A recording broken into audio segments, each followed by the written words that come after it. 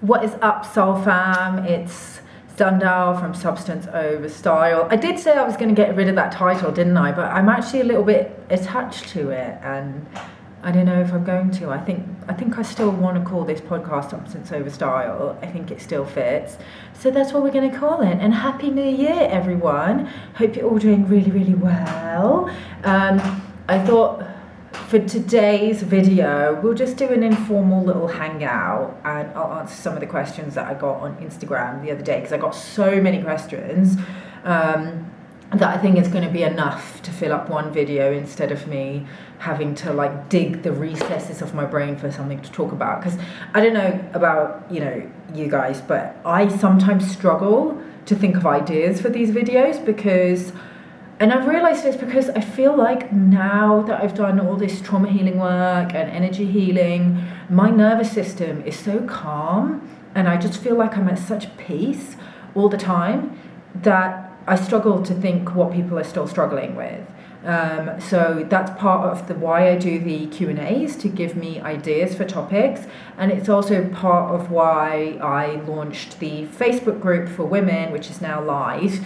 I will post the link in the description box. Please note, guys, that the link only stays active for 2 days. So if you try it 2 days after this video has been uploaded and it doesn't work for you, you can leave a comment and I'll do my best to kind of see it, in time and update the link. But sometimes, it's just faster if you message me on Instagram, and then I'll give you your own unique link. You'll get it straight away, and then you can join the Facebook group. I don't know why Facebook has a time limit on it. It might be something to do with my privacy settings in the Facebook group, because I wanted to make sure that the Facebook group is like really, really private, because the stuff that we're going to be talking about in there is going to be, kind of some sensitive stuff. Why have I still got these in? I'm not listening to anything.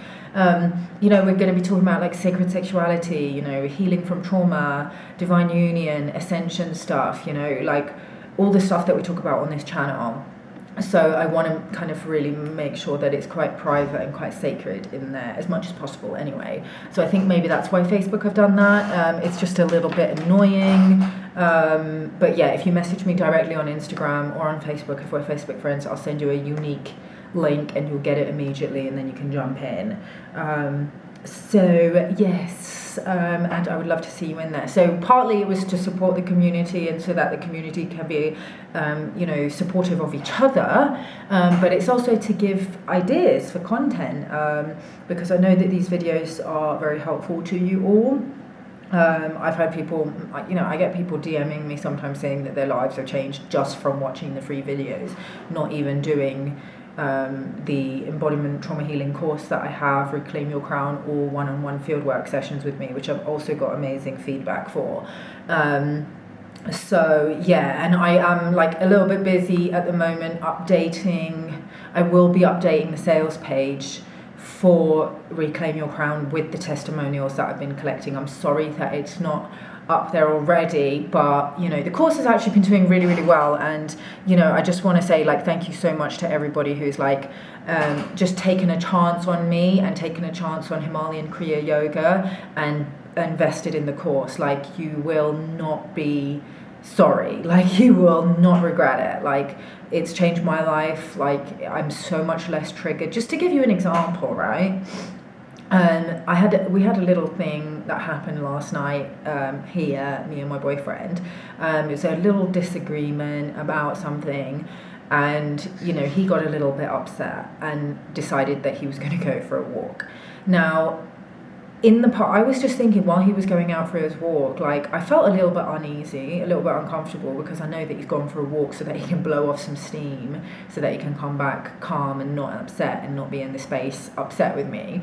But in the past, that would have been something like a man walking out to blow off steam, or just to get some space in the middle of an argument or whatever, or a disagreement, or an area of relational conflict, would have severely, severely triggered my abandonment issues, to the point where, I'll tell you a story from not this relationship that I'm in now, but the relationship I was in before, where he walked out in the middle of an argument, said that he was going to get some space, didn't tell me how long he was going to be, and then he ended up being gone for like 2 hours. I had no idea when he was going to come back. I was so upset by the time that he got back because I felt so abandoned. I felt like I was bad.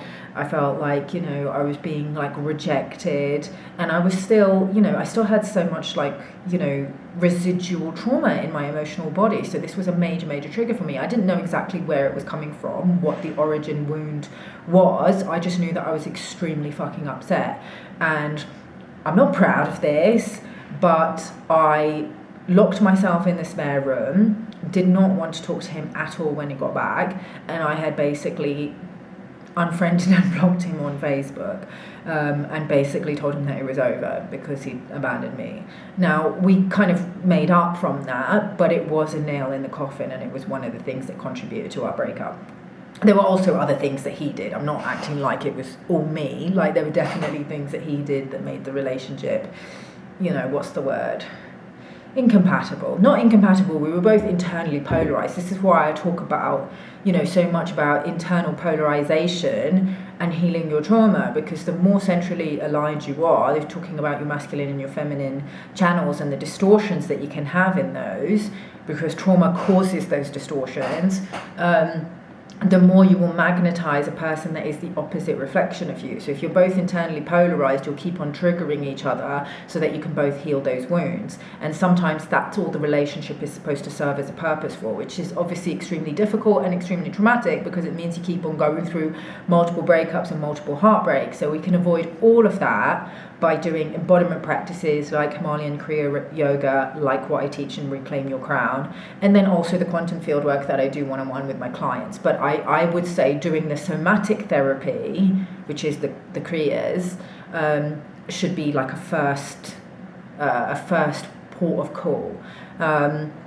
So, you know, I know that other people do like to do things like, you know, like natural dance and stuff like that, and that can be very helpful for connecting with your body, but it's not, it definitely helps. It helps you feel your emotions so that you can process them and kind of peel back those layers of trauma, but it's not as systematic as a system like Himalayan Kriya Yoga. Like Himalayan Kriya Yoga, literally in 10 days we can clear layers and layers and layers of trauma that would otherwise take you years to heal from and to cycle through and to learn loads of lessons with different karmic relationships. You can do it in like 10 days with my course. So, you know, that's the kind of feedback that, you know, I've been getting from clients. That's the kind of stuff that I've experienced myself.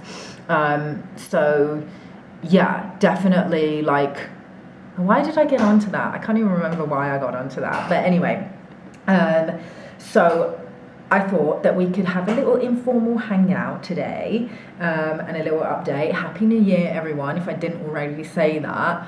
And I could just answer some of your questions, and that can be today's video. That can be the topic of today's video, because that's nice and easy for me. And, you know, we'll still get to talk about all the juicy, good stuff that you guys love me talking about here on this channel. Okay, so let me go into my stories.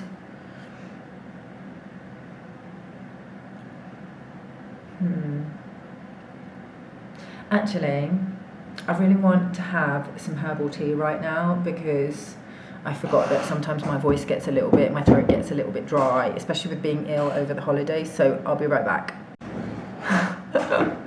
Okay, I have my tea, and while I was in the kitchen, I just remembered why I started telling that story about the ex-boyfriend who kind of walked out to get some space in the middle of the argument and was gone for like 2 hours or something ridiculous. I started telling that story because I was comparing my reaction to that, which was like, I don't know, like five or 6 years ago, to my reaction last night when my boyfriend pretty much essentially did the same thing, but I was just so much calmer, because I didn't have the underlying belief that this person is deliberately trying to hurt me or deliberately trying to punish me, or that I'm bad or wrong. Or unlovable. And ultimately, you know, those kind of trauma responses come down to your underlying beliefs, which a lot of them can be traced to an origin wound. So I no longer have those underlying beliefs. So when he went out, I was just like, okay, he's just gone to blow off some steam so that he's no longer angry, so that he can be the best for our relationship, so that, he doesn't hurt me with his anger, so that he takes care of his emotional needs. I mean, towards the end, I did start getting quite upset because, I didn't know how long he was going to be out for, and he was gone longer than I was expecting, even to the point where I was texting him saying, hey, dinner's ready, and then he was still taking a long time. So by the time he came back, I was actually quite upset.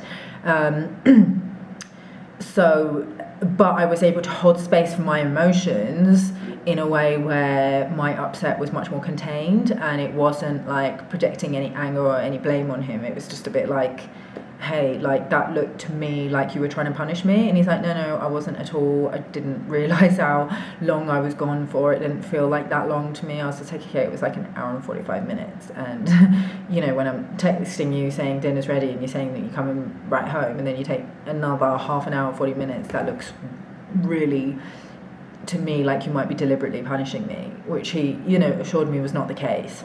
And it was fine. But it's important to be able to express those things in a way where you can be vulnerable, but without making the other person bad or wrong or unacceptable or unlovable, or feel blamed, which is a delicate art. And, somebody like me or other people on YouTube, coaches and things like that, can give you scripts on how to do that, and that can be helpful, but nothing beats your embodiment, okay? Nothing beats you clearing that trauma from your physical and your emotional bodies, so that you no longer have the underlying belief system that this person is trying to hurt you, or this person is trying to punish you, or this person is abandoning you, or this person is questioning the relationship, or having second thoughts about you, or something like that, which is what usually causes those kind of traumatic responses. And if you are having like an extreme trauma response to a behavior like that, especially to the girls out there, I don't want you to feel embarrassed or ashamed of that. Because, and I was a little bit like embarrassed to share the story of how I behaved in the past, but you also got to understand that some of these responses are extremely primal. They don't just come from our own personal trauma, but they also come from collective feminine trauma of being abandoned or being rejected or being disregarded, or just men not really understanding how our emotional bodies work and how we experience emotion within our bodies, because men and women experience emotion very differently. Like, women will experience anger in the center of their body, whereas men will experience it in their extremities, which can be extremely dangerous, which is why they'll do things like go for a drive to blow off some testosterone, you know what I mean? And understanding the difference between women and men and the way that we experience emotion can be very, very crucial to having a healthy relationship. If you want to know more about that, I highly, highly recommend the work of Alison Armstrong. She's done amazing work on the difference between men and women, and her view of the masculine is just very, very beautiful and very affirming, and will help heal your relationship to the masculine. She's got several amazing books. One's The Queen's Code, and the other one I think is called The Amazing Development of Men, and it talks about men going through different cycles in their life and phases in their life, and how different men in different life phases behave differently.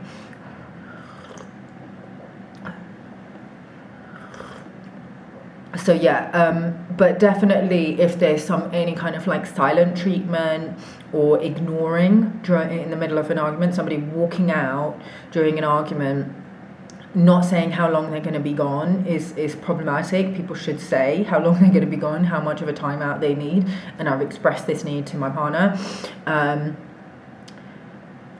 But also, if your partner's like walked out in the middle of the argument and they're now ignoring your text messages and your calls, that's stonewalling, and that's an emotional abuse tactic. Now, the person doing this might not be intentionally being emotionally abusive, so approaching it with like, you're abusive and how dare you, is not productive, in my opinion. the person just might be carrying out their own trauma and responding in a way that feels most natural for them. So approaching it in a way where you can vulnerably hold space for your own emotional response and say, this hurts me. I know you're not. If you approach somebody like they're not intending to hurt you, you're far more likely to get a person who's not wanting to hurt you than if you accuse them of intentionally trying to hurt you. If you have a belief that they're intentionally trying to hurt you, you can share that, you know, this makes me feel like you might be trying to punish me, or you might be intentionally hurting me. Is that the case? Or, you know, because if it is, then, you know, we should do something about that. That's kind of toxic. We should try and heal that. Do you know what I mean? Anyway, not wanting to stay on this for too long, let's go into the Q&A. Oh, I've got such good questions from you guys this time. I really enjoyed some of them. So some of them are obviously related to healing. Some of them are not, and are a little bit more whimsical, a little bit more mundane, might be related to modelling or whatever. So I'm just going to answer them all. So I hope you guys are here for it. Okay.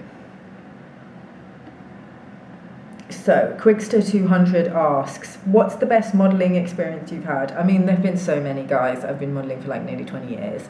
So, but two really stick out. One of them was a TV commercial that I did for Nissan. It's actually in my playlist, modelling and styling work. There's actually a bunch of videos where I play a character called Tiger Woman. So I play a performance artist who has to perform in a cage with live wild tigers. It wasn't, it was CGI. Just throwing that out there. I mean, I was told not to say that, but I think I can probably say that now. It's been so many years now. And I got to snog this like South African actor as well. That was irrelevant. Like I didn't really fancy him that much. I didn't not fancy him. I was just very neutral about the situation. I was single at the time. But yeah, it was a really fun job. They treat me really well. They flew me from Bangkok to Johannesburg in South Africa. Sorry guys, I'm still a little bit sick. I was very sick over the holidays. It was not fun. Like I didn't do anything for New Year's Eve. I was literally at home by myself. My boyfriend had to renew his visa, so we went back to the States to see his family, and I was literally just on my own in bed watching documentaries. It was very boring. Yeah, so I went to Johannesburg for this job, was treated amazingly, treated like a fucking, you know, supermodel or celebrity or something. And then I had like my own body double so that I didn't have to do too many scenes, and so I was well rested for the scenes that I did have to do.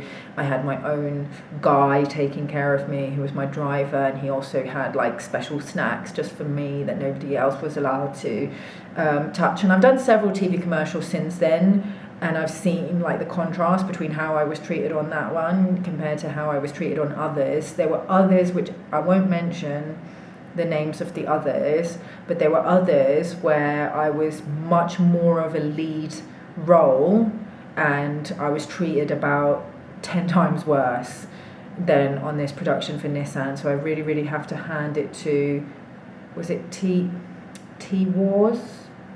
The production company, I can't remember the name of the production company, but the director on that was Christopher Hewitt, amazing talented guy.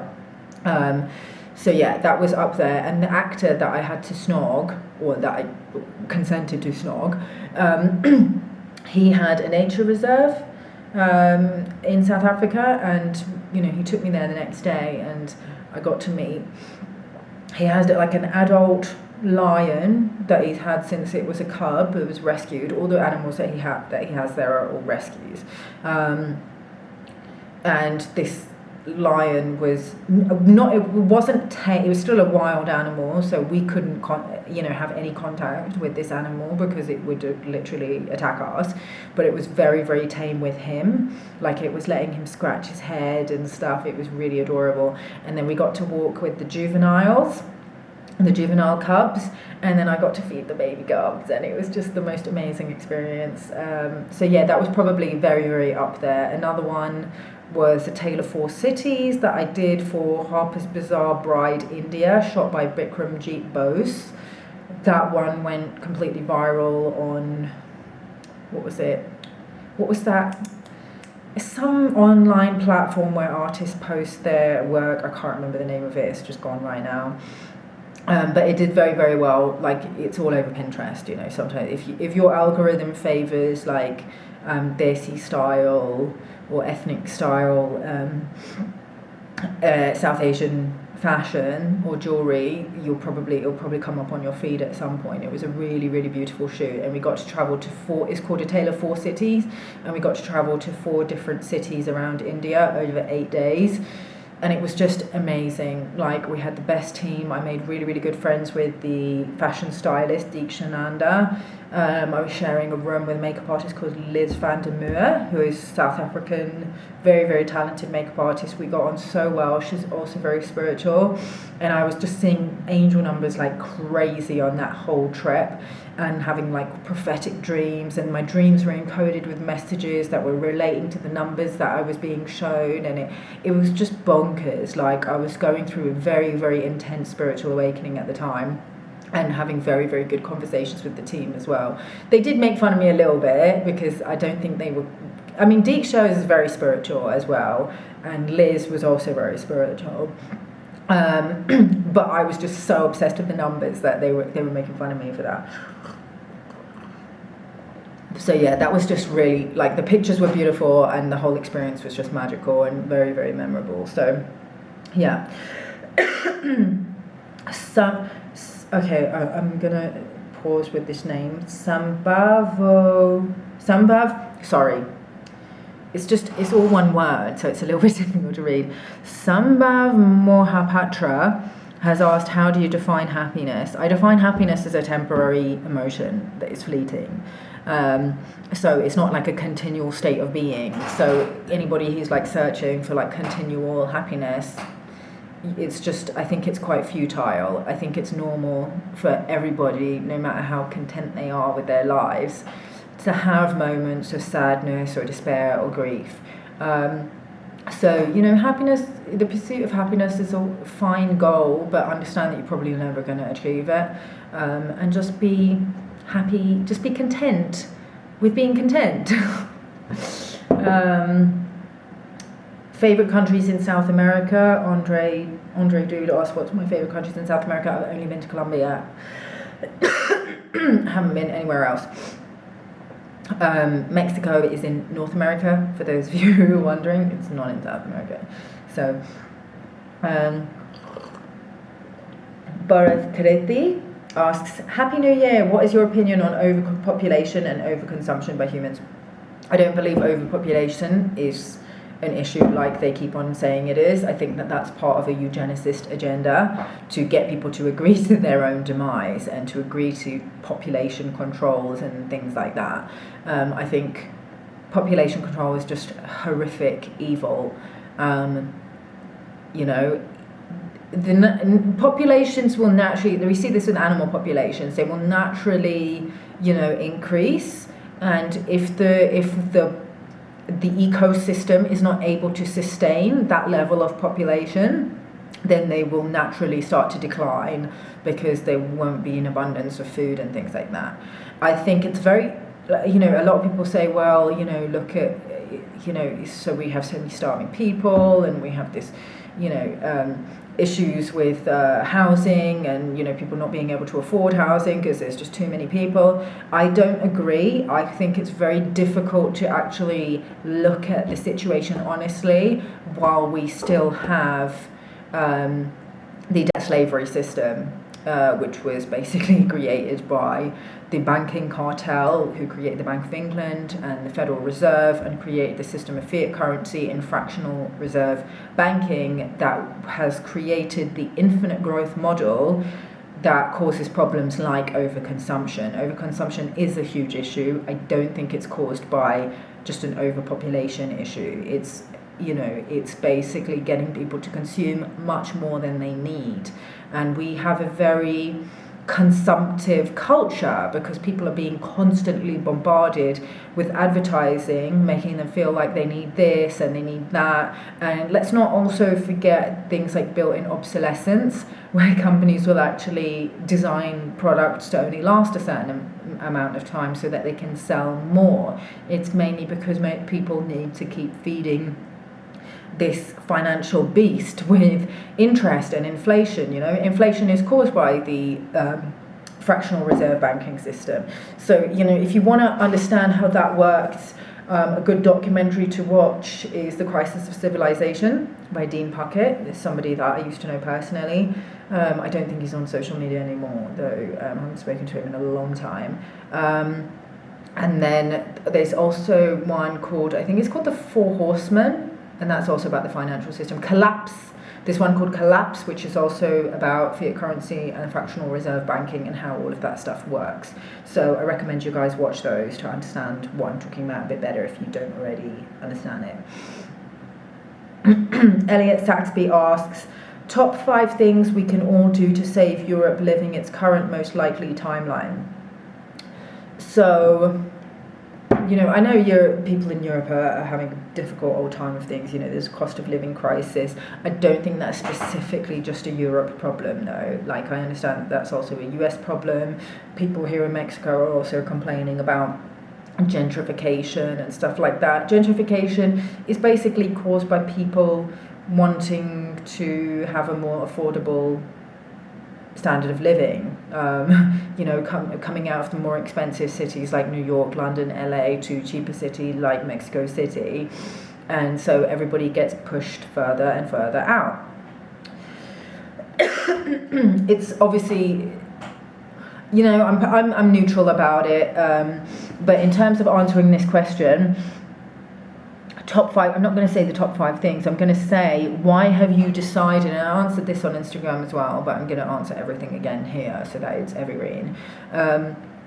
Why have you decided that the most likely timeline is the most likely timeline? That's something that's completely subjective. It's just something that you've decided is most likely based on your own belief systems. Maybe also based on certain projections of what, how people predict things. But you never know what could happen. Anything can happen. Things can change on a dime. We saw that with the whole pandemic. One minute we were all living our lives, the next minute we were locked in our houses for 2 years. So you never know what could happen, and your beliefs are powerful when it comes to manifesting, okay? Manifesting is selecting timelines. So anybody who's telling you that this is going to happen is talking shit. People can predict things by guessing, but prophecy is not an exact science. Nobody can tell you exactly what's going to happen because timelines are not fixed. So you can choose which timeline you want to experience. Not completely, I'm not saying that, everything is within our control when it comes to manifestation. I think that there are mutable, there are things that are mutable, and there are things that are immutable, that are kind of fixed. If you don't want that timeline that you have decided is the most likely timeline to manifest, then you have to be able to believe in your mind that a different outcome is possible. So that's what I would recommend. If you want to see a different future manifest, you have to be able to hold that vision and believe that it's possible. By believing it's possible, you're much more likely to engage in the actions that are required to bring that timeline into manifestation, and you're also much more likely to encourage others to do the same and lead by example to help manifest that timeline. Okay, so Bobby Gersh asks, are coffee or tea person in the morning? Definitely coffee, unless I've got my period, because coffee is really, really not good for you if you're menstruating. I think it's mainly the caffeine. But there's something about tea that kind of warms my womb, that I don't really experience with coffee so much. I find that if I have coffee when I'm either on or about to come on, instant cramping, or like the cramping is just worse when it arrives. So I won't have coffee then, I'll have tea.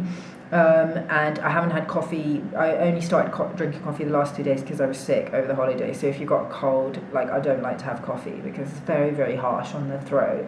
And I think it's also I feel like it's mucus forming just from my own experience. I mean, I don't have data to support that, but that's just my feeling. Whereas tea, I feel like it's actually very calming on the throat and on the chest and very soothing. So if I'm sick, then definitely tea. Kieran Lowers asks, what are the top 3 traits you associate with the masculine? So leadership. Masculine is about leading, forward moving. That's what the lingam does, right? It moves forward. So leadership.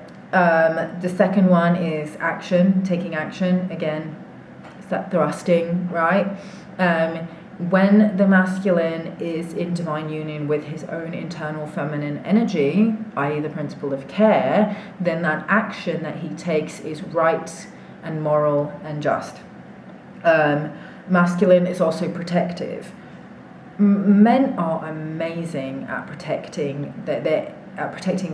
you know, their resources, their energy.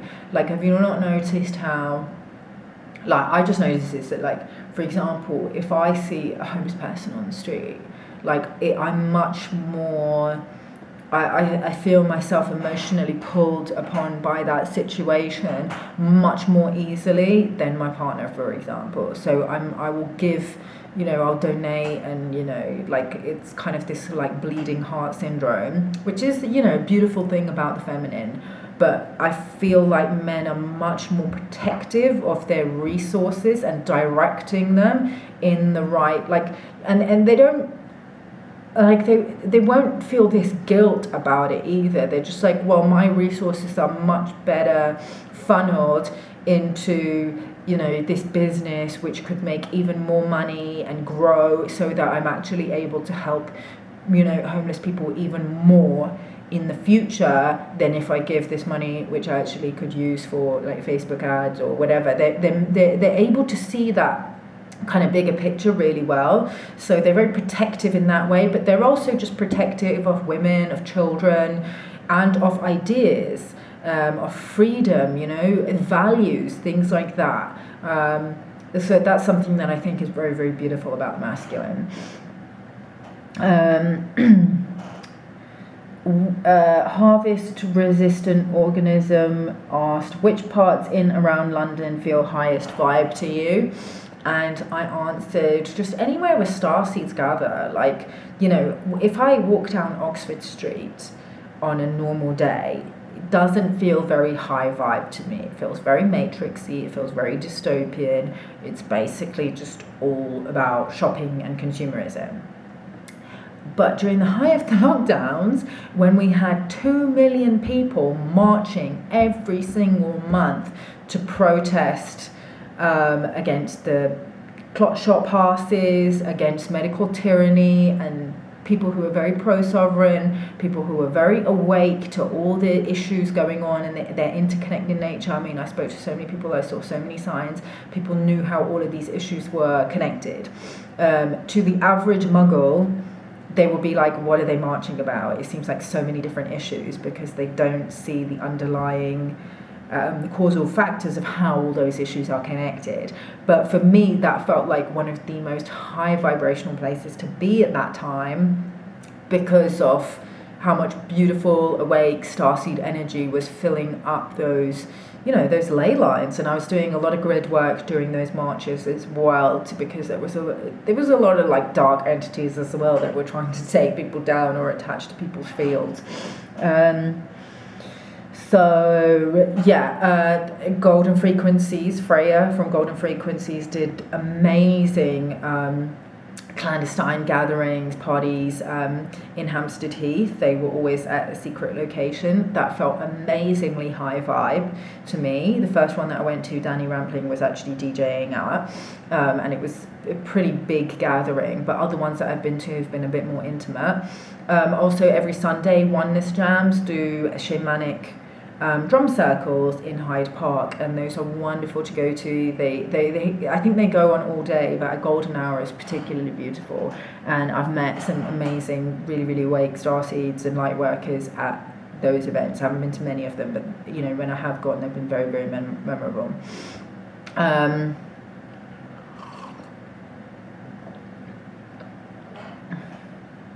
Jungle of Maya Couture asks, how do I know if I'm perceiving clearly with PTSD flashbacks? Okay, I'm not specifically trained with PTSD, so I'll just add that disclaimer. I have experienced PTSD myself, though I had a very terrible motorcycle accident some years ago, and I had PTSD for like a good year afterwards. For me, when I would have those PTSD flashbacks, it was very clear that I was having a PTSD flashback, because my heart rate would get elevated, I would be jumpy. It would be very specifically related to being on the bike and somebody coming up behind me on the ride. So it was very clear, like a very clear trigger of the actual event where I was hit from behind and then dragged, and, you know, very horrible accident.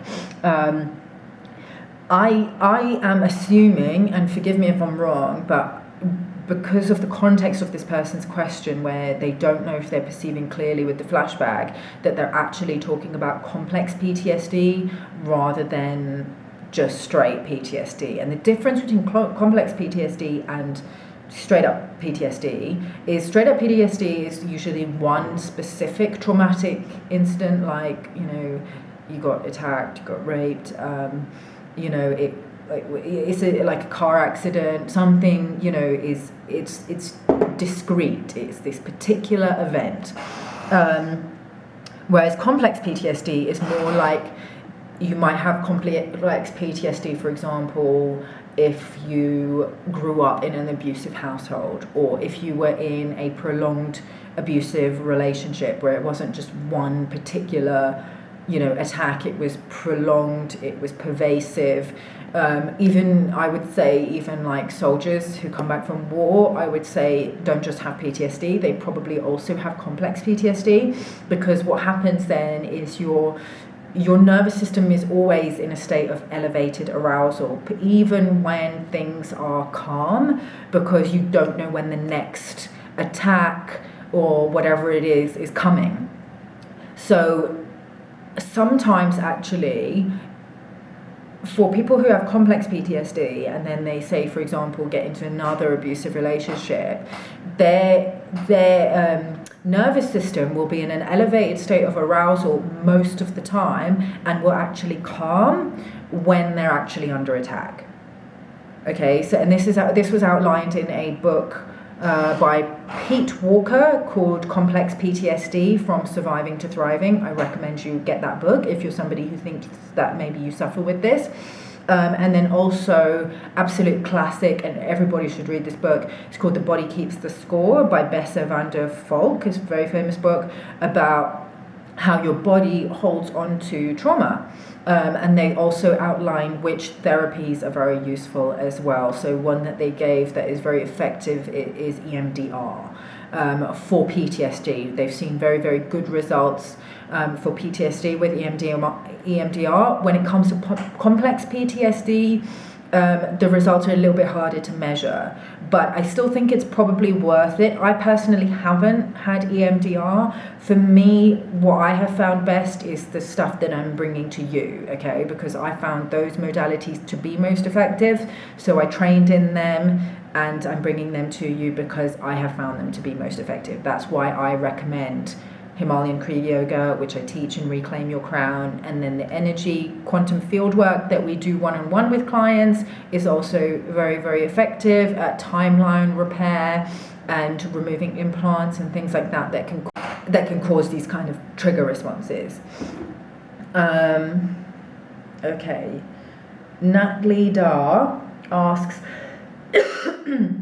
what has been your favorite country to live in so far? Bali, Indonesia. just amazing, incredible lifestyle, just so naturally beautiful. The architecture is just beautiful. You know, I just love the beaches, I love the surfing, I love the restaurants, super vegan friendly. I love the fashion, and I loved the community, although definitely there's a bad side to every place, okay? And Bali's kind of was a bit of a false light paradise when I was there. A lot of snake oil sellers, a lot of, you know, just a lot of bullshit as well. And now it's not a place that I would travel to, because obviously you need to be quadruple poked and be a pincushion and be willing to either be that or be willing to pretend that you are that, and I'm just not. So I'm not going there for the time being. It's sad because it's such a beautiful healing island, but I feel like it's definitely become hijacked by something very dark. Khan Javed asks, kindly tell me about my horoscope. I actually messaged him privately to say, he's asked me this before, like, dude, I don't do astrology, it's not my forte, I'm not actually really that interested in it, I actually don't really like astrology that much, so no, I can't tell you about your horoscope. Just pay someone to do a reading. Like, there's really, really good astrologers on the internet. There's really, I think this person might be based in Pakistan, which is probably not so good for astrologers, but you can probably find an Indian-based astrologer who can help you. 3 little things in life which make you happy. This is by Phoebe Miriam Lawson. Hey girl, I love Phoebe. 3 little things in life which make you happy, e.g. I love fresh bed linen. So I love having my coffee in the morning, it's part of my morning routine. And I always make an adaptogenic coffee. So at the moment I'm adding ginger, just some powdered ginger. It's really, really good for you. I'm not going to list all the health benefits because I cannot think of what they are off the top of my head right now. But I know that it's really, really good for you. Excuse me. Some brown sugar, brown unrefined coconut sugar, and a few drops of Shilajit. The brand that I'm currently using is from Simha Life. Thank you very much to Simha Life for sending me some really, really good supplements. Not sponsored, just wanted to say thank you. She also, that's the first thing. She said 3 little things, that's only one thing. The second thing is freshly painted mani-pedi, and I've been really, really getting into, like, there was a time when I stopped wearing nail polish, because nail polish is actually very bad for you. It has certain chemicals in it that disrupt your endocrine system. But I did have Nails Inc., who are amazing vegan brand from London, a vegan nail polish brand from London, and they have a range of plant-powered nail polishes, which are all 21 free, so they don't contain those nasties that disrupt your endocrine system, so I feel very comfortable using those. Some of the other shades that they sent me were not 21 free, but I just love their nail polish so much. It's a little bit pricier than other brands, but so worth it. Hang on, let me get them and I'll show you the ones I got. Quick plug to the brands that send me stuff. This is not sponsored, by the way. I just wanted to plug them because I just love their product so much. So this one I bought myself. It's Knightsbridge Nights Out. It's perfect for work, like just when I have to shoot. And yeah, we kind of departed from the normal programming, but I just thought we could have like a little girly hangout today. So yeah, if you don't like it, then just fuck off, basically. Yeah, so this is Knightsbridge Nights Out. It's perfect for work when you want just a standard, neutral, natural, pinky, very translucent shade. It's beautiful. This one they sent me, this is called Glowing My Way. It's just very clear, and it's got a very pink tint. So you put a couple of layers of this on and you have this beautiful pink flush to your nail that looks very natural, more natural than this. This definitely looks like you've got something on, like you've had a manicure. This is beautiful. This is from their they did an exclusive collection with QVC. So this one you can't buy individually, but I absolutely love it. It's called Making Poor Decisions, POUR. It's all like alcohol themed. You know, some of them are like red wine colours or like Chardonnay type colours, which I thought was really cute. There's one couple missing. Hang on a second. Yeah, and at first when I pulled it out, I was like, ew, that's so Barbie-ish, I'm not going to wear it. But then when I actually put it on a really nicely oval painted nail, it's so beautiful and feminine, looks really great with like a floral dress or something like that. It's actually very, very chic. I think it's also because the pink has got a little bit of grey in it. That's why I love that one. And then this is from the same collection. It's called Life is Great. I think I've posted this on my Insta stories before. It's like this nude. Oh, fuck's sake. Is it gonna focus? Yeah, so if you can see that, it's like a nude, but it's got like a gold iridescence to it. It's hard to see. It's really hard to show you these exact shades. But yeah, it's basically like a peachy salmon-y colour, but with like gold iridescence. Can you see? Yeah, it's beautiful. It's also good. It's also good for me to use that one for work as well. Sorry, my camera's defocusing. And then this one's also from the same collection. It's called Chardonnay. Can you see it? It's like really pearlescent. It's like pink pearlescent, just really beautiful. It's like a pearly. So it's good for that, like, you know, Hailey Bieber glazed donut trend that's so popular right now. And then these ones are my favorite. This is gorgeous. Hang on. This one. Yeah, this one is. It's like a pink. It's very similar to Knightsbridge Nights Out, but it's got like not duochrome, but it's got like an iridescence. It's got like a pink iridescence to it. It's just fucking gorgeous. I haven't used it that much because I'm saving it. I know that's, you know, really lame, but. And then this one is what I've got on today. On this hand, not on this hand. Well, I have it as a top coat on this hand. It's a translucent white. It's also very similar to that glazed donut trend as popularized by Hailey Bieber. It's a translucent white with like blue iridescence. So it's just so pretty. Like on the nail, it can look a little bit like you're a corpse because it's blue. But on, like, it's such a beautiful shade that I just love it. Like I just really, really like it. So yeah, I used it as a top coat in this, and just by contrast, this is one that I bought from the dollar store here in Mexico, and it's so shit. Like the brush is so thin that it just takes ages to apply it, and it's streaky as well. Like the formulation is not good. You have to put like at least 2 coats on. It took me a long time to do this manicure because I had to put several coats on to make sure that it wasn't streaky anymore. Sometimes it clumps up. It's just, whereas these, like, look at the brush on these Nails Inc one. Oh, why won't that open? Okay, forget it. Let me do this one. And this one's also, I forgot to mention, this one's from the Plant Power range. So it's not got any of those nasty chemicals that we talked about that disrupt your endocrine system. So look at this brush. Look at how wide that brush is. It basically covers your nail in one swipe. So you can paint your nails so quickly. And I think especially with these more translucent shades, sometimes I put them on without even using a base coat or top coat because they're light colours, so they don't really stain your nail as much. So you can just literally put on like 2 coats and just be out the door in like 10 minutes because it just does it so fast, and they dry pretty quick as well.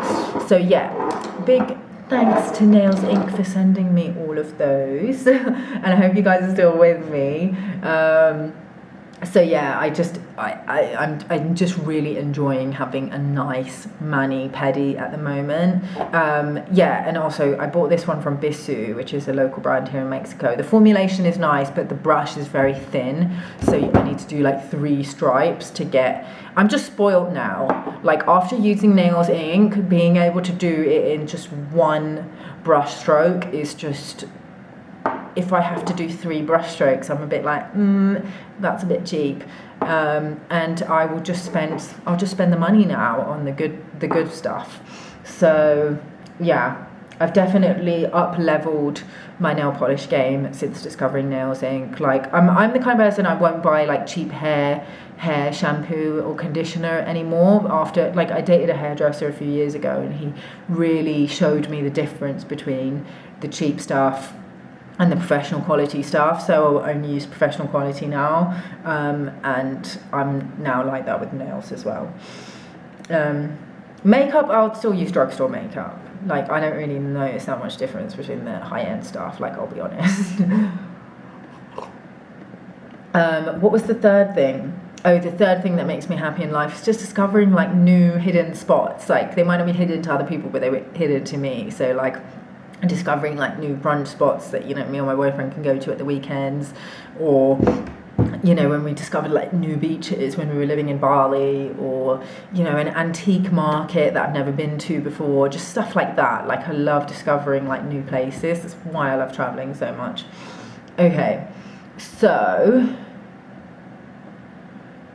Phoebe also asked, she asked quite a few questions this time. A favourite meal of the day.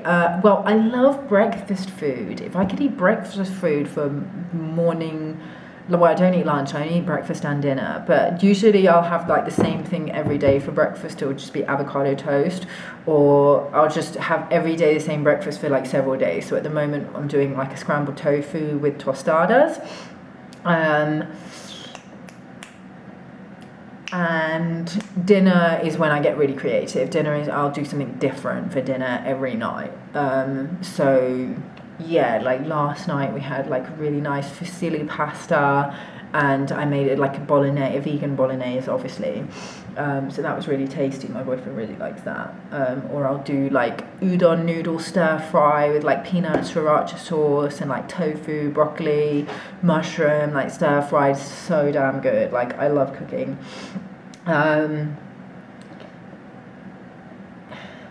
Michael even asks, have you ever noticed pizza symbolism in countless films for literally decades? I haven't actually noticed that. I've noticed it, I wouldn't say I've never noticed it, I've noticed it occasionally, and it has made me twig, going, oh, are they being like symbolic there? Are they alluding to something, or is that just innocent? But I haven't noticed it like enough, like to be like, oh, it's a real thing. Like, I've noticed it maybe once or twice. So Joanne, one of my clients, just gone, no question, but hey, about to do the last session. She recently just completed Reclaim Your Crown. She absolutely loved it. She gave me really, really good feedback, and she posted on her stories quite obsessively about it, which I'm really, really grateful for. I love Joanne, she's great. She was also the one that recommended me for Sasha Stone's podcast. So yeah, amazing client. Like, all of my clients are like soulmate clients. Like, I have to say, like, I love all of you. You're all doing such amazing work on this planet. Like, it's just, yeah, I feel really, really blessed to be able to do this work. Kizzer Eunice says, keep slaying, fire emoji, nothing to ask. Big love.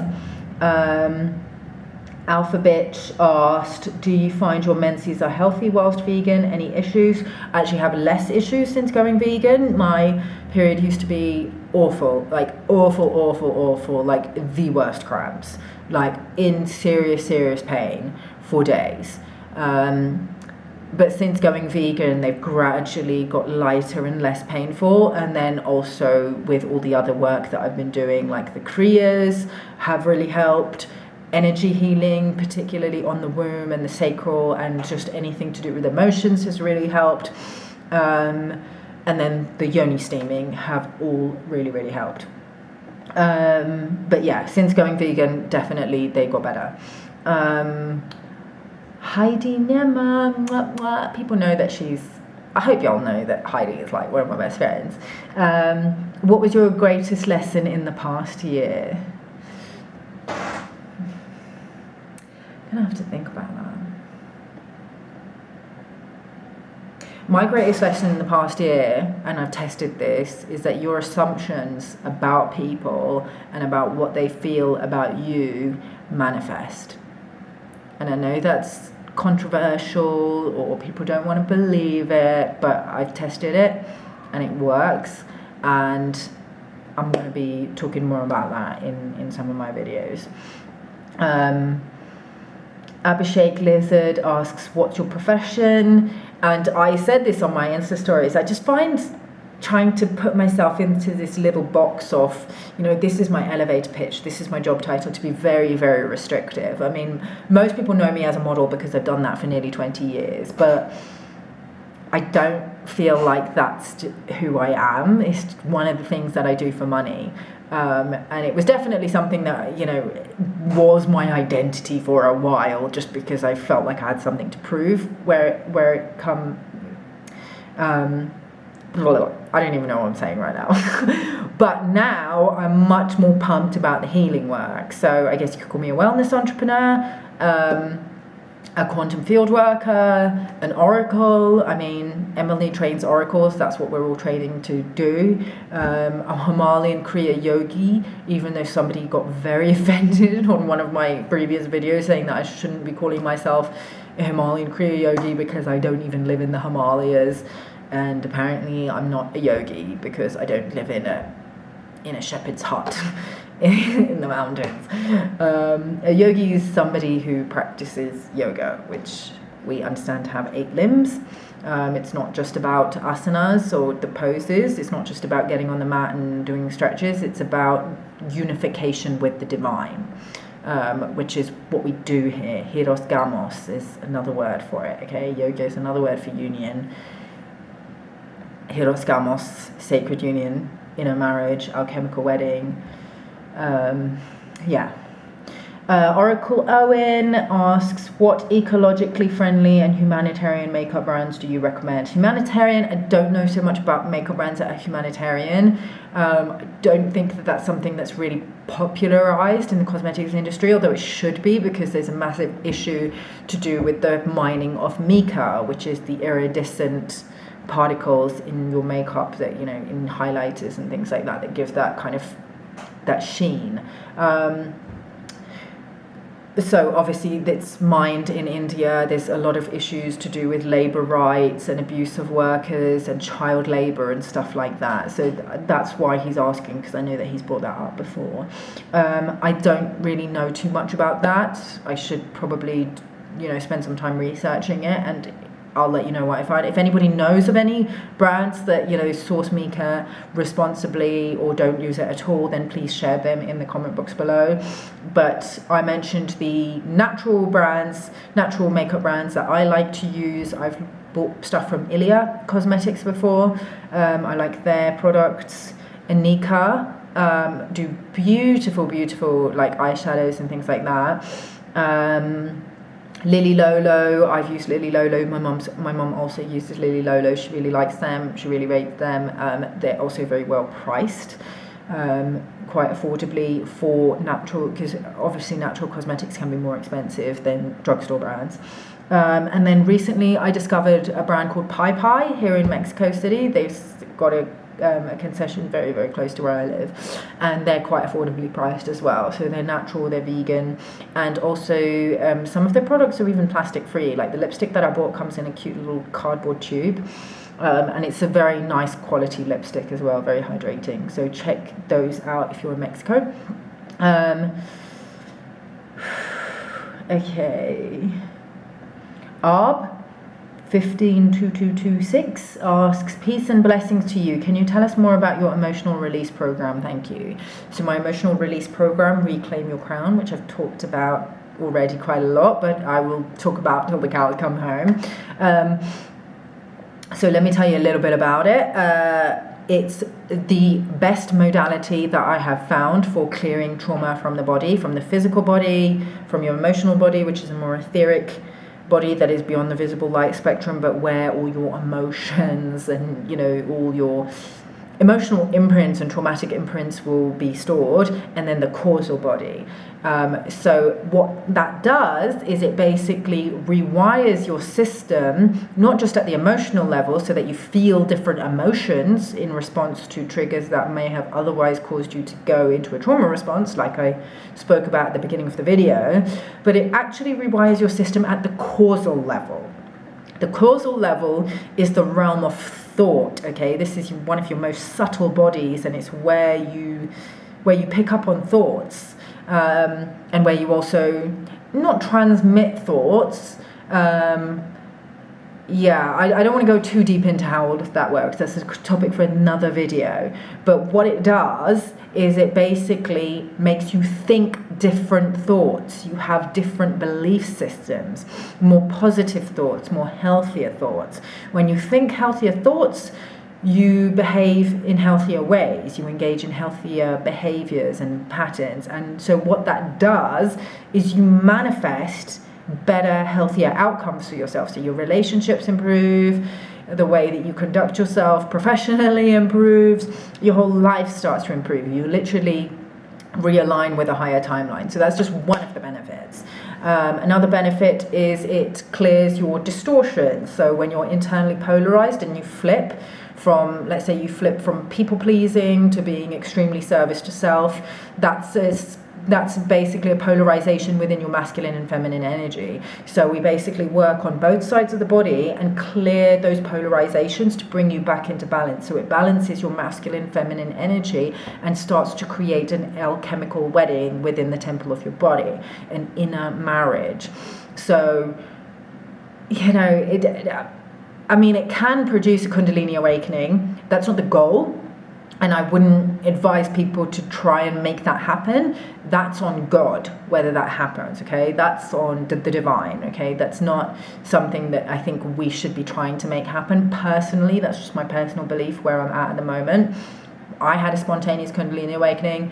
It cleared a lot of things for me. It helped me awaken. But, you know, it can make you drop out things that you might not be ready to drop out. But trust that will only happen for you if you're ready for it. So when you come into unification with yourself, your own internal masculine and feminine energies, and become more balanced and integrated, you become a vibrational match for a more balanced and integrated partner as well. So you come into divine union with God, and also into divine union with a partner, which is what we're all looking for, isn't it? So, you know, and it's very crucial to the future of humanity that we get into these divine unions and these healthy relationships, because they are the foundation of society, and they're how we create healthy families, communities, and societies. Literally, that's how we build the new earth. So yes, if you want to know more about that course, the description is in the description box. I've priced it as affordably as I can. I think it's very, very accessible. Obviously, it depends where you live and, you know, how much you earn. But I feel like for many people, it's very, very affordably priced for the change and the transformation that you will go through as a result of the course. Harvest Resistant Organism asked. They originally asked what parts in and around London feel highest vibe to you, further favourite hubs anywhere on or near Earth. Near Earth, interesting. Okay, I'm just going to talk about Earth, okay, let's not get too galactic. Yeah, I mean, I did really, really love Bali, but I have no interest in going there right now. I don't really know. I really feel like wherever you are right now is where you're supposed to be. So if people are feeling like they need to go somewhere else to, you know, find community, that's fine. Don't get me wrong, because, you know, me and my partner also want to leave the city. We want to go somewhere where there's a bit more community, a bit more nature, you know, we're not really into this whole like big city life, even though Mexico City is actually pretty good as far as cities go. It's very beautiful, and it's not super. There's the part that we're in is quite nice and characterful and not really overdeveloped or too hectic. and there's lots of nice cultural events happening, we still want to be like where there's a little bit more nature. So we kind of want to go to maybe Porto Escondido. Tulum, to me, feels a little bit Instagrammy, a little bit false light. You know, it's not... I don't feel pulled to go there. I know a lot of starseeds and light workers are there.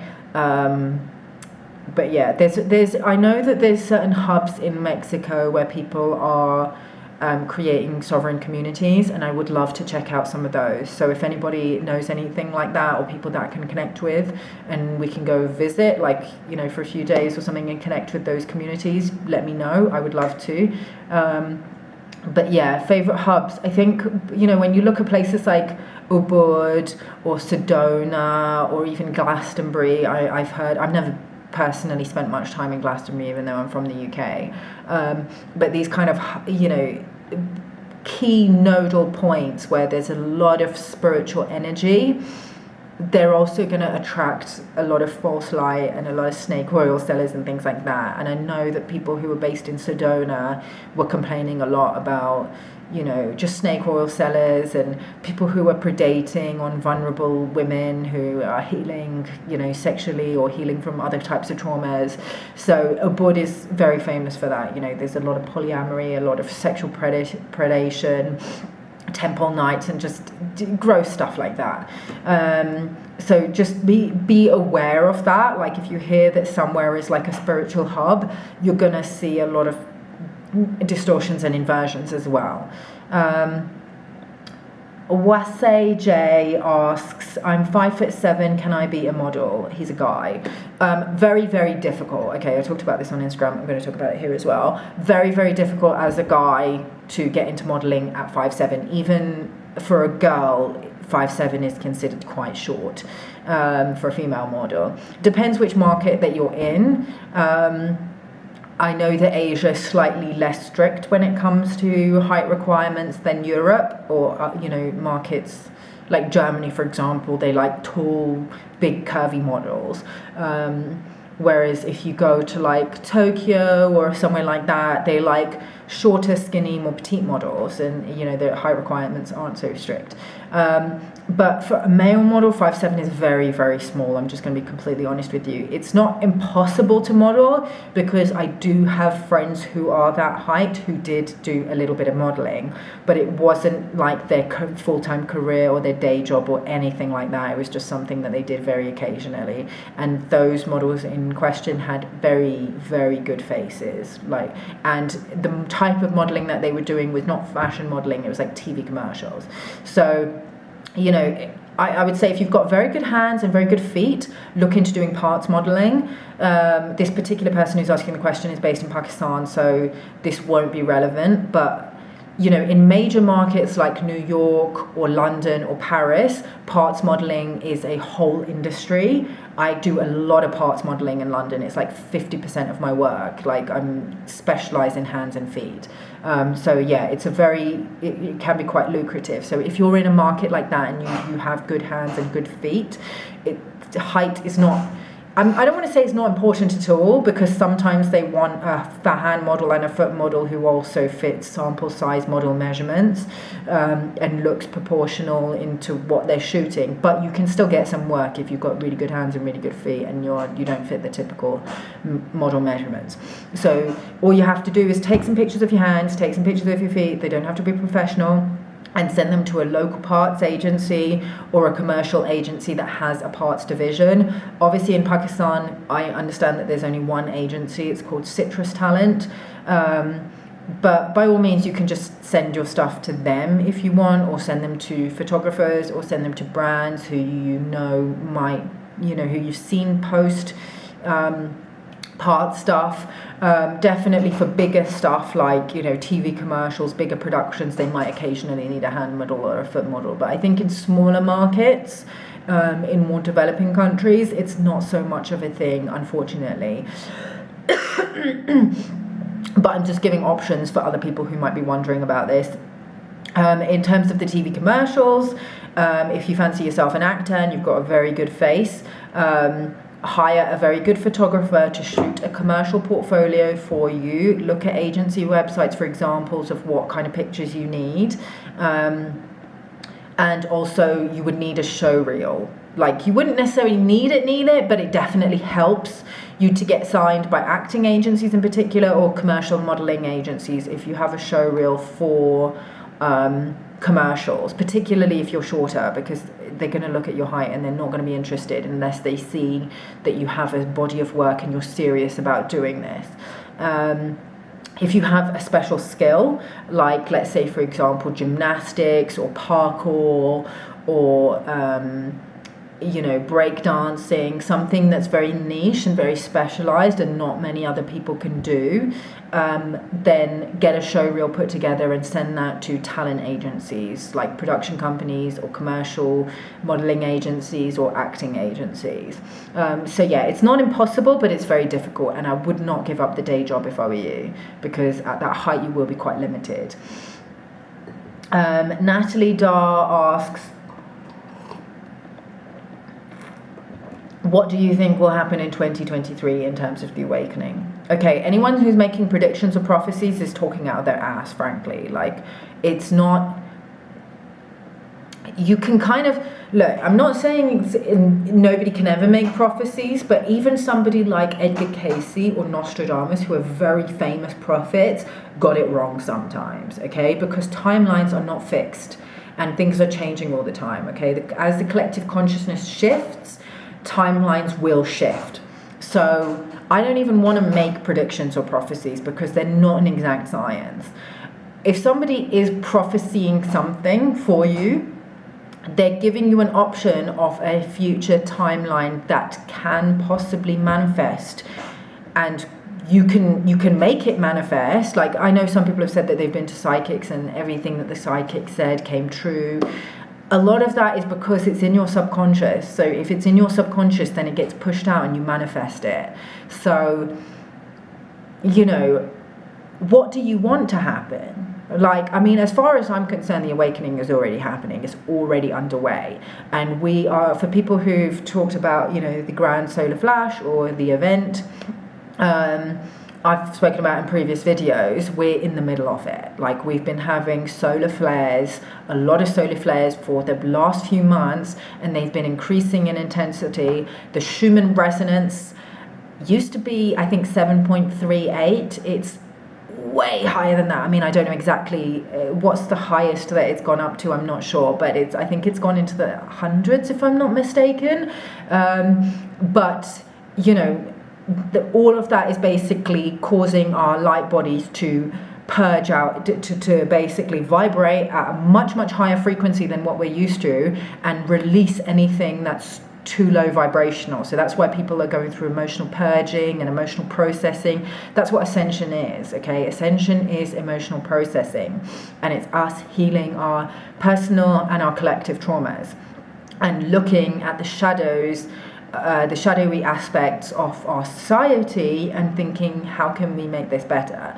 All of that is happening. Even this lefty woke movement that a lot of people in the truth community think is quite regressive and is, actually a sign that we're moving backwards. I don't agree.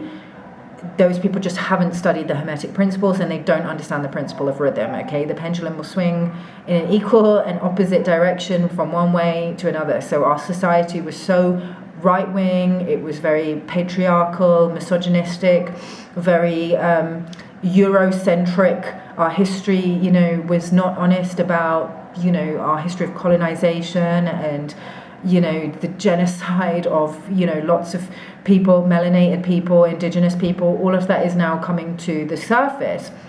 And obviously there have been issues with the way that people have dealt with that, but that doesn't mean that we're not all going through an awakening process, and that involves waking up to the truth of what's been happening on this planet. So, we've been waking up to the truth of, what Europe has done to other, non-white countries, and also the United States, which you know, I just count as also Europe, because most of the dominant settler group have been of European descent.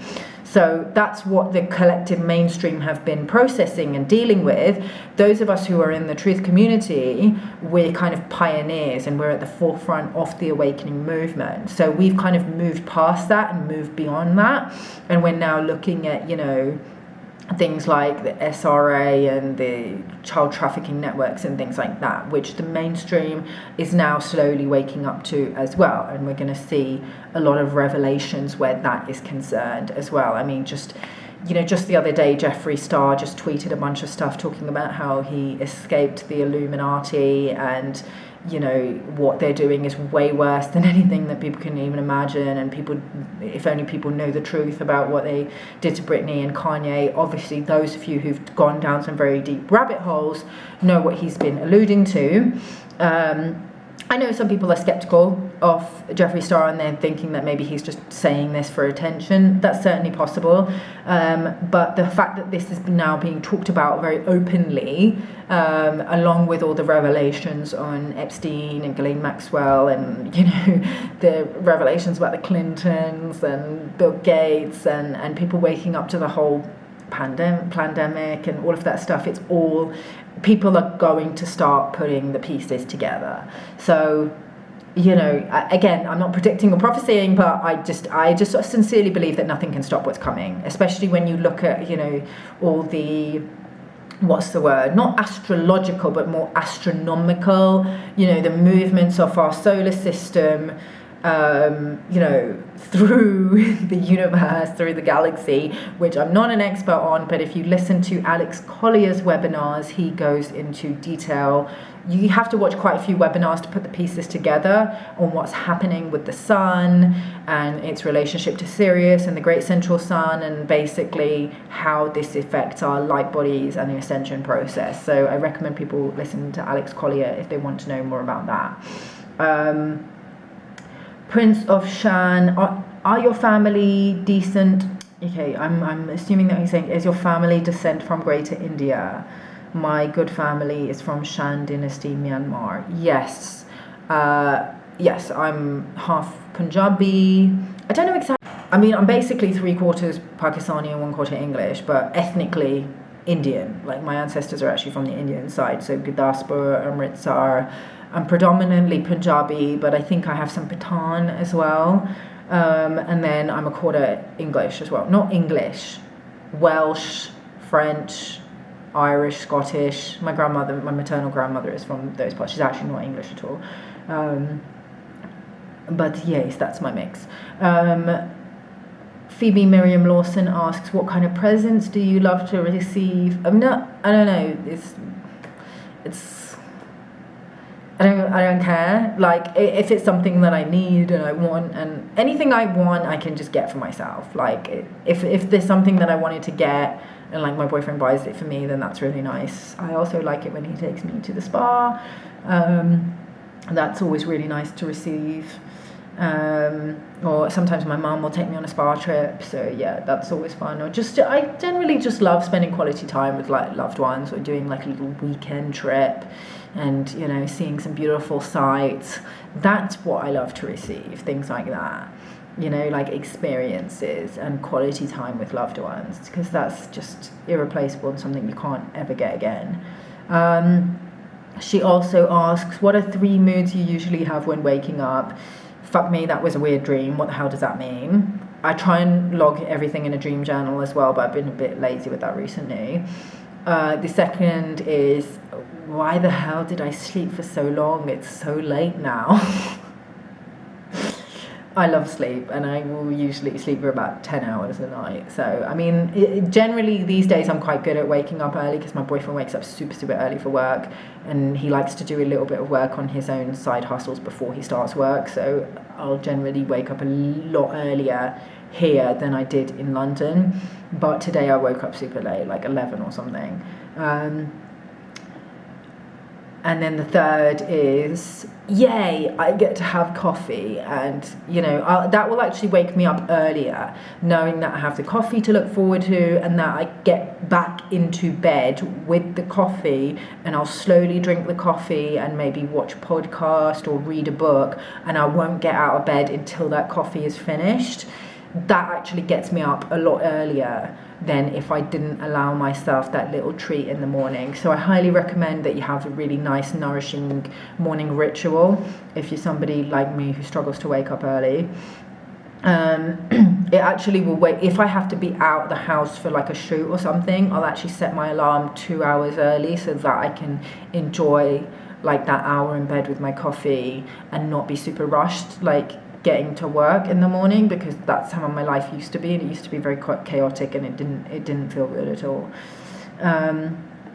Judsu7 has said, given that you have very insightful observations, what is your take on the recent COVID outbreak at China? Like, I'll be honest, I'm not following it. Like, I just got so fucking exhausted and burnt out worrying about all that fucking shit. So sorry, like maybe I should be more informed, but I've not been following it. Mataverse asks goals and ambitions for 2023. I posted a story about this the other day. Y'all, I do not make New Year's resolutions, okay? After discovering that the Gregorian calendar's got all types of fucked up thinking that New Year is in the middle of winter, shortly after winter solstice, it just makes no sense, okay? Like, I can understand from a certain perspective, like we've now passed the shortest night of the year and we're now moving into this whole dawning, but it just makes more sense for me that the start of New Year is in spring. So I shared a reel from a guy that was like, don't make you New Year's resolutions in the middle of winter, okay? You're literally in the middle of winter. The chances of you having success with any new goals in that type of energy, that kind of closing in, withdrawing, hibernation energy, is just not going to be very successful. And that's why so many people's New Year's resolutions do not come to fruition and they don't stick to them. So, this is what I like to do, and he also recommended this as well, which is why I shared it. The now time between now and the actual New Year, which is spring, should be about letting go of things, okay? So releasing what no longer serves you. So I want to release, definitely one thing I want to release is wasting time to try and get money for things that don't feel soul aligned and don't feel like, they don't light me on fire. So like that whole like survival program that like, I have to do this for my survival. So like, for example, if I get like a casting brief come in for a TV commercial that they want me to make a self-tape for, and I don't like the brief, it doesn't speak to me, I'm not excited about playing that role, because I have to take time. Like, I don't get every job that I submit myself for. Like, I make so many of these casting tapes like every week for TV commercials and never ever book them. So I'm being way more selective now and being like, I don't need to put myself out to try and propose myself for a job that I'm not even fucking excited about, and my chances of booking it are only 1 in 10, and they're probably even less now because I'm not excited for it, so I'm not going to give my best performance on that self-tape. I mean, it takes a couple of hours to make a self-tape, so I'm just not wasting my time on it anymore. If it's a brief that I'm excited about, like something really cool where I get to travel to a cool place and play a really cool character, yes, I'll do the self-tape. But I would rather sit here and make a YouTube video for you guys. Like, every time I make a YouTube video, I sell a couple of courses, or I get one-on-one clients coming to me wanting to do field work with me. So it's I'm at the point now where it's far more beneficial. God is showing me that it's far more beneficial for me to work on my soul aligned mission than to do this crap. No offense to... Oh, what the fuck, guys. I spoke for so long that my memory card is now full on my camera, so I'm going to just record the rest of this on my phone. So, yeah. So basically I'm just saying that like God is showing me that like it's far more beneficial and I'm going to benefit much more if I do my solar alignment work. Not just that, but I feel much better about it. Even if I don't get any clients from, you know, making these videos, I know that they're helping people. I mean, some obviously this video we talked about fucking nail polish at some point, so maybe that doesn't help anybody, but you know, we also talked about some really cool, important and impactful ideas, which I know definitely will help people. And then the last question that I received was somebody asked the agenda behind pornography, which isn't a question, but I assume they're asking, can you please tell us what the agenda is behind pornography, which I have talked about in previous videos, but if you ask me, I will talk about it again. That's fine, no problem. I mean, think about it this way. Sex is the physical manifestation of emotional intimacy, okay? It's something that is deeply sacred. It is a marriage, okay? I'm just not going to make any more bones about this anymore. Sex is marriage. It's an alchemical marriage. It's a unification between the masculine and the feminine. Even if you're two women doing it, like, you know, there will still be that polarity. So when you take something, it's a bridge to the divine. That's why your orgasm feels very similar to a Kundalini awakening. It's literally love, God's love pouring in through your crown chakra. That's what orgasm is. So to take something so sacred and turn it into a product and a commodity, it's profane, like it's an inversion, and you're literally you're making it into something that's supposed to be about connecting and bonding you and your partner, but also you and your partner with God, into just a way to get off. And turning people, women in particular, into just objects for your gratification. It's a blasphemy. It's an absolute blasphemy. Not only that, but it creates demand for human trafficking. There are so many women and children that are being trafficked against their will and sexually enslaved to meet the demands of the sex industry and the pornography industry, okay? I'm not going to make any more bones about this and be like, oh, I don't mean to judge, okay? If you have a problem with pornography use or pornography addiction, then please get help. I'm not here to shame people or to make people feel like they're bad, because that's not productive, and that shame is actually what perpetuates the problem. But really, like, have a look at my Telegram, where I have shared multiple articles about the harms of pornography. They've done many studies that link it to, you know, sexual crimes, and they've interviewed sexual predators and people who have been convicted of sexual crimes, and found that pornography was very, very instrumental and very, very influential in them going out and doing the things that they did. And the links, they've shown that it's addictive, the effect that it has on the brain, the human brain. It literally causes brain damage, okay? It rewires your brain to view people as objects, and as conquests. And because it becomes so addictive, you need more and more extreme images to get the same hit. So it causes sexual deviancy and perversion. And, you know, eventually you could end up on a very dark spiral where you're looking at things that are no longer legal, that are no longer consensual, and getting off to that.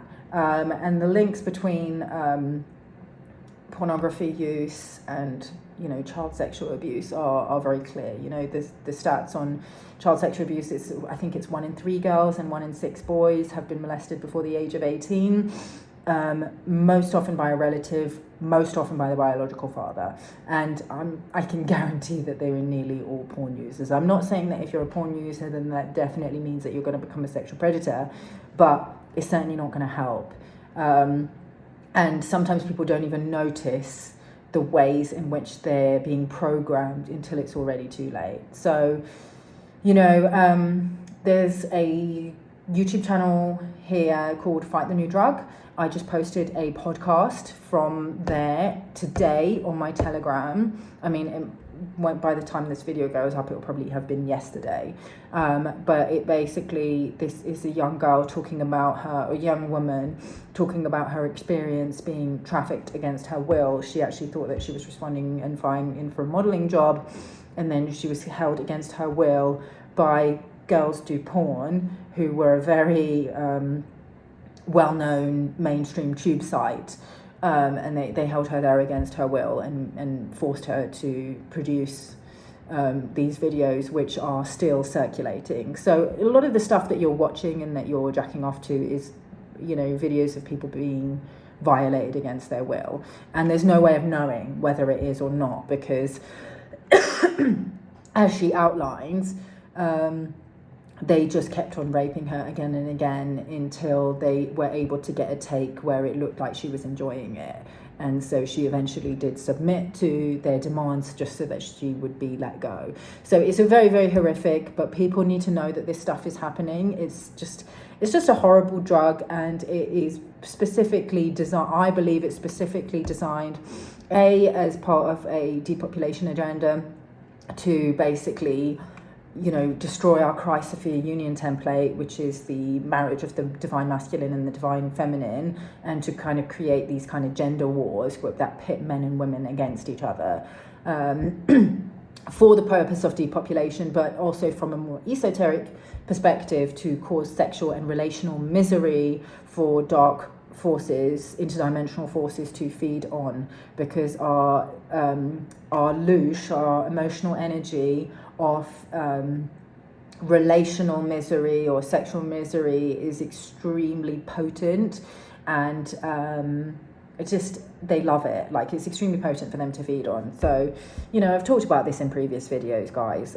Obviously it's quite esoteric, some of the subjects that I'm talking about, but it's very real. So yeah, that's the agenda behind pornography. Please get help if you are if you find yourself addicted to it. I'll see if I can look up some resources where, particularly for the boys, the men, if you're wanting to kick the addiction and get help, I'll see if I can post some resources for you guys in the comment box below. Again, this is not about like judgment or making you feel ashamed. I understand it's very addictive stuff, but it is causing very real harm to the human collective, and for sure, like, I would not be surprised if it's causing a lot of damage to your relationships as well. So yeah, that's it. That's all I'm going to check out, because I think this video has gone on really, really long. Thanks to all of you who are still here with me. You're my OGs. Much love, and I'll see you in the next video. Bye.